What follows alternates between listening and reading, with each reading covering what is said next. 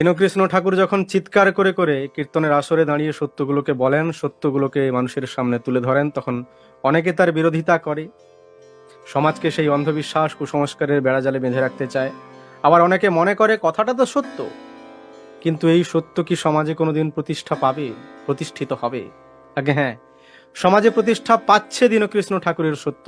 স্বামী মারা গেলে এখন আর মেয়েরা শাখা ফলা খুলে ফেলছে না। তার আরেকটা দৃষ্টান্ত রইল আপনাদের সামনে। আমি মঞ্জু রয়, স্নেহাশিস রায়ের বউ।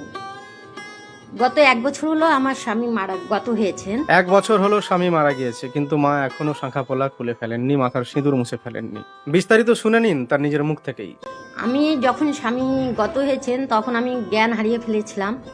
তখন আমার শাখা সিঁদুরটা যেহেতু বরাবর নিয়ম চলে আসছে যে শাখা সিঁদুর খুলে দিতে হবে, তো তখন আমার জ্ঞান হারানো অবস্থায় আমার শাখা সিঁদুরটা খুলে দেওয়া হয়েছে। কিন্তু আমার কাছে সমাজের প্রশ্ন, আমি তো এখনো স্নেহাশিস রায়েরই ওয়াইফ আছি, আমি তো এখনো তার নামেই আমার সব কিছু, তার দেওয়া সন্তান ঘর বাড়ি সবই আমার সাথে আছে, তাহলে শাখা সিঁদুরটা কেন থাকবে না? আর শাখা সিঁদুর তো 7 জন্মের বন্ধন। আমাদের সনাতন ধর্মে বলে বিবাহ মানে 7 জন্মের বন্ধন।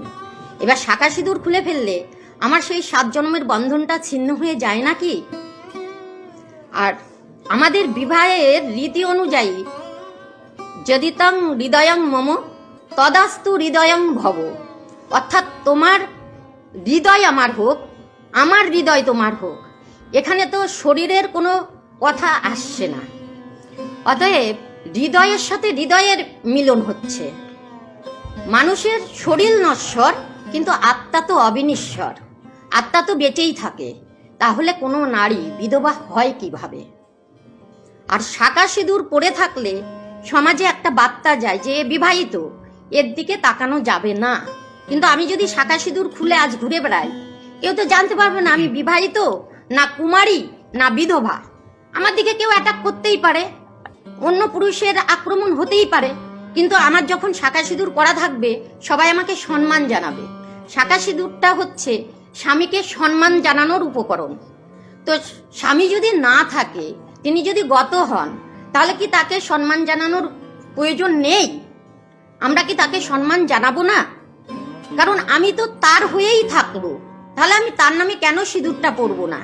আমার স্মৃতিটা কেন ফাঁকা রাখবো? আমি যখন এক মনোবাক্যে জানি যে আমি অন্য কোনো মানুষের হাতে, অন্য কোনো পুরুষের হাতে কোনোদিন শাখা সিঁদুর আর পরবো না, তাহলে আমার স্মৃতিটা ফাঁকা থাকবে কেন? আমি কেন আমার স্বামীর উদ্দেশ্যেই শাখা সিঁদুরটা পরতে পারবো না?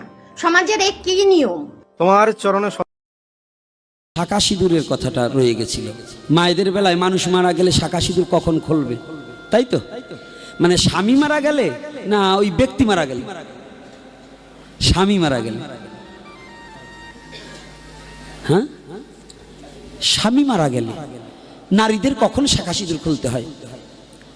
স্বামীর লাশ বাড়িতে থাকাকালীন নারীকে সুন্দর করে সাজাতে হবে, শেষ সাজানোটা সাজিয়ে দিতে হবে।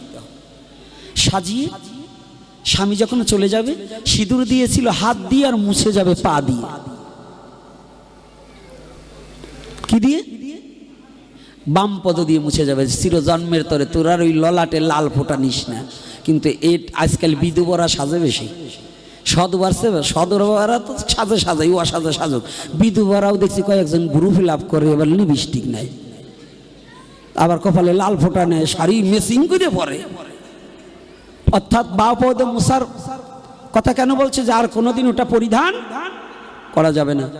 তাহলে স্বামীর লাশ বাড়িতে থেকে মারা যাওয়ার কিছু পূর্বে ছেনানাদি করাইয়ে শ্মশানে নেওয়ার আগ মুহূর্তে শাখা সিঁদুর ভেঙে তাকে শ্মশানে দাহন করিতে হবে।